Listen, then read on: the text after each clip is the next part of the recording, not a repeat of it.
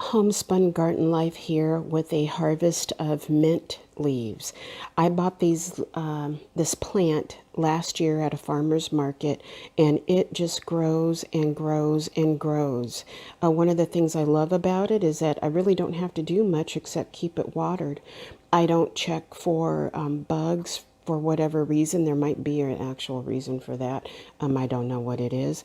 Bugs tend to not want to eat the leaves, and so I never really have to worry about anything except making sure that I harvest it so that it doesn't just take over. And so I guess that would be, if there was anything to watch for, that would be it. This year, I am going to use some string to tie this up and let it hang and air dry. I'm thinking about making my own tea with dried herbs and spices. Currently, what I do with this is I let it make a sweet tea, and that's tasty.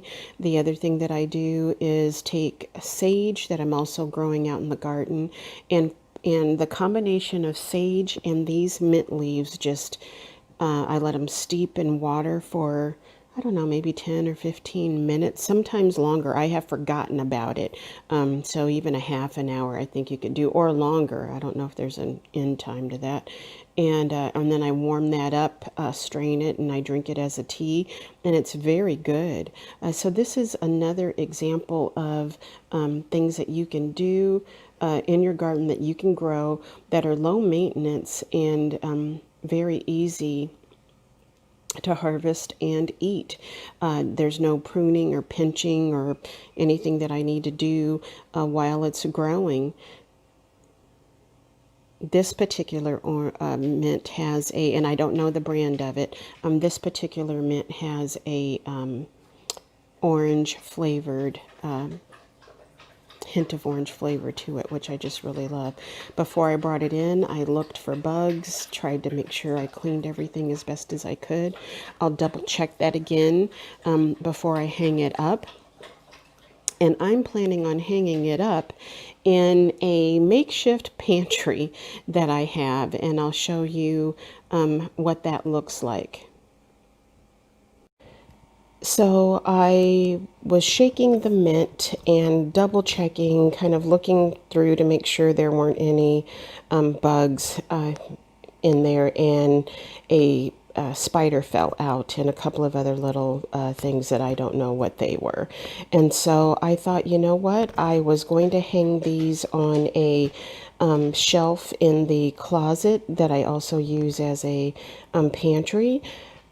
But I wasn't feeling so comfortable after that spider fell out, and I'd hate to, open up that door and have something greet me. So I thought, you know what? I was dog sitting for my daughter. This is my dog's crate. We actually never use it. We don't crate him, but he is a boxer mix, and I was dog sitting my daughter's dog, who's a little French bulldog, so he's got plenty of room at night when he's in here. And so a light went off. I thought, oh my goodness, there I can hang something from these, from the top of this crate. I already had twine, and so I put them in here, and they're drying beautifully. And it's just a great example of using things you already own. I could go out, I'm sure, and buy something, of course, and use that, but why not take a look at things that you already have in your home and repurpose them? Now I'm gonna put this up at some point. I'm not gonna have, I don't think anyway, it's not my intention to just have this as a drying rack, but I don't know yet. I'm gonna see the next bunch of herbs that I dry. If I have the same bug issue, I may just use this again as either this is how I dry my herbs station, or a stepping stone for what I do next. And so this, again, just a great idea. If you've got a crate, you may want to consider this.